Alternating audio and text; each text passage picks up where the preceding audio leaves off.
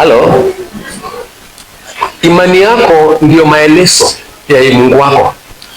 God can only do everything but not beyond what you can believe. That is how important our faith is. Your faith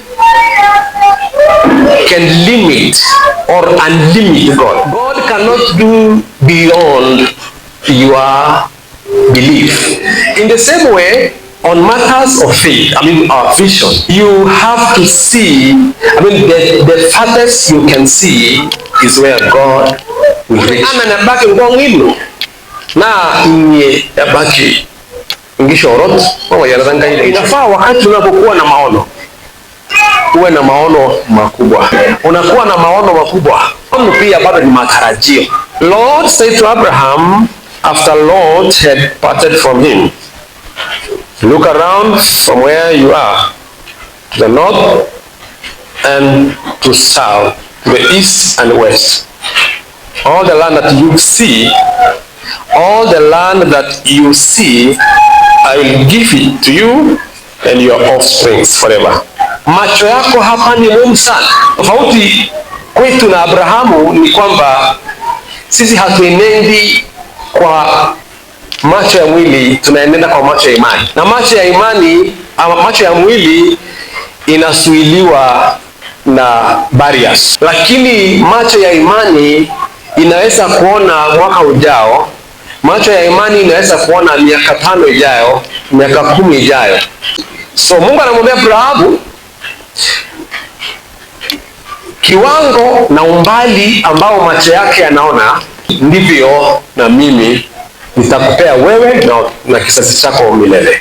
So who in this case determines the distance, the depth and the glamour of God's blessings? We can only limit ourselves.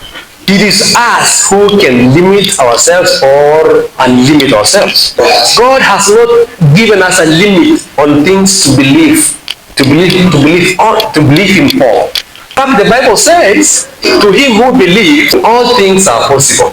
So you see by faith and you believe in your heart that it is possible. Last week we looked at Caleb as one of those who have lived to see the fulfillment of their vision. We agree that it was God who was taking these people to a promised land. But was not God with them, those that perished, those who did not reach the promise? God was still with all of them.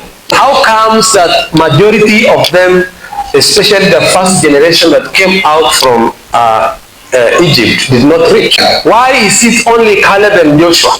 They lived to see the fulfillment of their dream. These two had a different spirit. They followed God wholeheartedly. Tunapofuata Mungu kwa moyo wako yote, kuna vile Mungu anajishikamanisha na wewe. Maono yako na ya Mungu inakuwa synchronized. Unaanza kuona mambo vile Mungu anavyoona. That is how we are created. We are created to see through the eyes of God. The reason why God is able to do beyond our imagination, because when our imagination reaches their limit, God picks from there. And your heart is synchronized with the heart of God. God can give you things you never expected. Ephesians 3:20, God is able to do exceedingly and more abundantly beyond your imagination or your prayer. Joshua and Caleb, wholeheartedly, they followed God. And they, of course, they received that spirit, or the spirit of Christ, or the spirit of God was operating through them to show them possibilities in the middle or in the midst of impossibilities. That's why their confession was different from others. Others said it is possible, they said it is possible. When you have the spirit of God, even your language changes. When you have the spirit of God, even your perception of things automatically changes. How you see things change. May the Spirit of Christ fill your heart so that you can see possibilities even in impossibilities.